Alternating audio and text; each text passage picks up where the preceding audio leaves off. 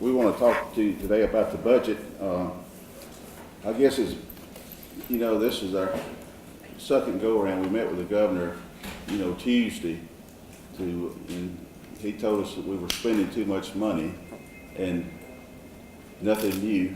But we've got the money in the budget, so he said he would veto. So we started to work on a compromise. We came back over and cut $37 million out of the budget, and we had to wait till he landed last night to get a feedback from him. But our budget cuts $37 million. It also leaves $211 million in a cash reserve fund, which he asked for 208 plus, I think, right at $209 million. And then there's another $47 million in the Katrina fund that he said it's obligated, but last year there was $98 million that was obligated and it became unobligated, but there's cash money in that fund. So that's a total of $258 million that's in a reserve funds. So we're not spending all the cash reserves. We did spend about $15 million more than he wanted to start with, but we have backed off of that, and we're not spending any cash reserves that he hasn't checked off on. But he did have a comment on Supreme Court judges. He said we were spending $500,000 too much. They would have to lay people off, wouldn't be able to pay salaries. Homestead exemption, we're $6 million off. He wants less. I'm gonna skip education, but IHL, at the medical center, they requested $15 million for Medicaid match, and the governor doesn't want to pay that, so that's just something that the medical center will have to absorb. And then on the ag budgets, and I'm sure it's going to be all corn also, he wants to include those budgets into the universities, all corn and also Mississippi State. And I don't know if he counts the all corn budget, but he wants $5 million cut out of those ag budgets. And of course, we're not going, everything I've been talking about, we're not going to do. Mental health is, last year, they were funded at the year we're in right now at $242 million. And LBR cut them $10 million at $232. And they said they could live with that plus $20 million for the community mental health centers. But the governor wants to cut them another $10 million below LBR. And that would close every crisis center in the state. We're not going to do that.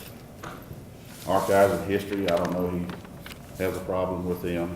Medicaid, we have agreed on a number, and there's no problem with Medicaid. He has a lower number on highway patrol. Despite what you see in the paper that he has written, debt service was finalized on Monday, and we had $385 million for debt service from the original House bill, and the state treasurer met with us, and he's at 383, so we were $2 million above on debt service. The governor accused us of underfunding by 15. He was out of town and didn't know the update, and so we're fully funding debt service and Medicaid. So we're willing to compromise. We cut $37 million and put money on the table. We're at $47 million of cash reserves. Let me put in perspective for K-12 what's happened over the last few years. Over the last few years, K-12 education has been cut $300 million, actual cuts. These are not decreases in increases or any funny money or anything else. They're spending $300 million, the state is spending $300 million less today, current year, than it was 4 years ago, $300 million.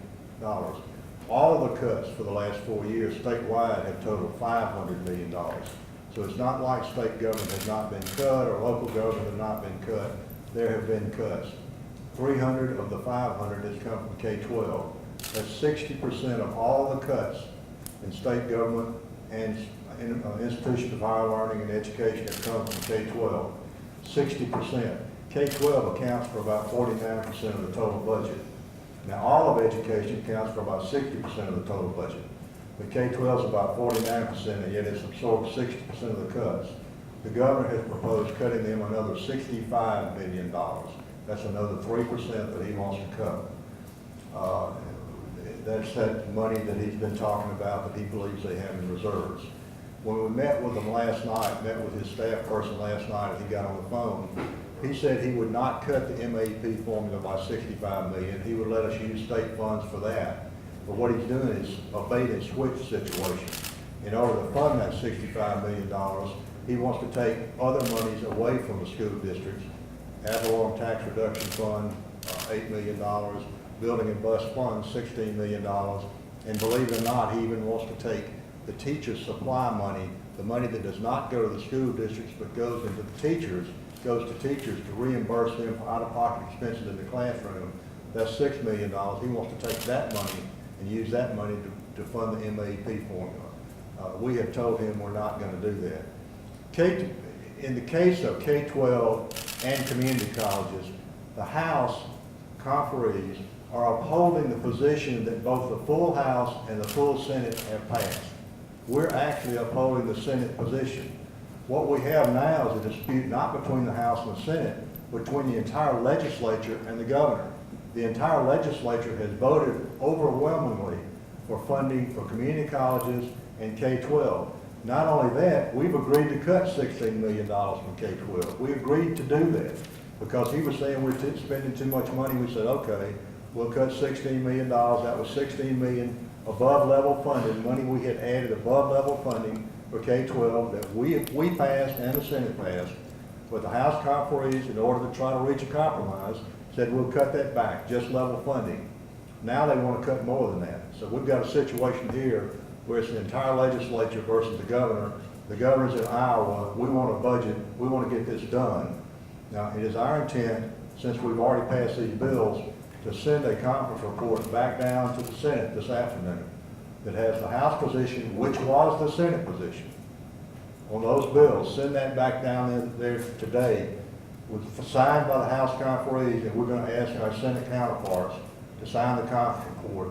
That's going to get those bills adopted and get them out of the way. We've already agreed on the numbers, the House and the Senate. We're simply asking the Senate conferees to uphold the position that their body has already taken, their body has already passed, and agree with us, and then we'll deal with the governor. The governor will have to do whatever the governor wants to do. For public broadcasting and library commission, he continues to want to make additional cuts. He's fairly non-specific. He just says you're spending too much money. You're spending too much money on libraries, and it basically says the same thing with public education. You're spending too much money on public education. Now, I remind everybody, we had the Secretary of Navy, former governor here yesterday, lamenting the fact that we have an education system in this country that is failing our students. We're not doing what we need to do in public education. At the same time that was happening, we have our current governor who's saying he wants to cut it even more than the $300 million that's already been cut. Our original House action, we fully funded homestead exemption, and the governor was $18 million below us. And he just said that, you know, everybody is going to have to suffer. But this is just a tax increase back to the local level. That's all it is. That's the same as the $65 million he wanted to cut out of K through 12. It's just a tax increase back to the local level. And, you know, he can say he's not raising taxes, but, you know, the folks back home have figured it out. Last year, more than 70 school districts raised ad valorem taxes when they were cut in MAP. 70 school districts raised local taxes. So we can brag all we want to about not raising taxes here. But just go back to those districts and ask those people if taxes were increased. They were increased. We keep hearing this didn't hurt anybody to cut the, you know, we cut, but it really didn't affect anybody. Ask those 800 teachers who were laid off, those 2,000 school employees laid off. Ask the state employees who were furloughed last year. You know, ask these teachers gonna lose their school supply money. Go out and ask the individuals who are affected by this, people who won't have mental health services. Ask them if they've been affected by this. It's easy to fly around on an airplane and say nobody's hurt, but you don't see the ones that are hurt from 30,000 feet. You see them down here on the ground.